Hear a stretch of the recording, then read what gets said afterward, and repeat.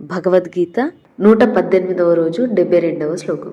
ఏషా బ్రాహ్మి స్థితి పార్థ నైనం ప్రాప్య విముహ్యతి స్థిత్వాస్యామంతఃకాలే అపి బ్రాహ్మ నిర్వాణం పృచ్చతి.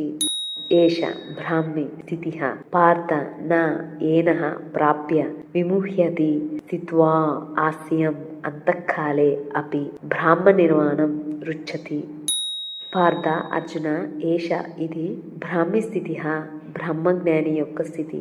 ఏన దీనిని ప్రాప్య పొంది నా విముహతి మోహితుడు కాడు అంతకాలే అపి అంత్యకాలమునందు ఆస్యం ఈ యోగమునందు స్థిత్వా నిలిచి బ్రహ్మ నిర్వాణం మోక్షము రుచ్చతి పొందుచున్నాడు.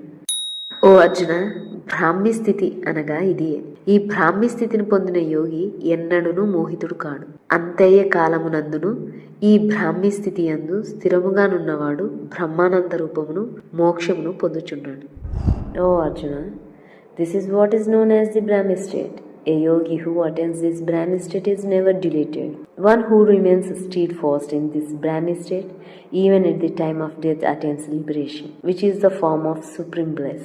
Om Tastaditi Srimad Bhagavad Gita Supanishattu Brahma Vidyayam Yoga Shastre Sri Krishna Arjuna Samvade Sankhya Yogo Nama Dvitiyodhyayaha.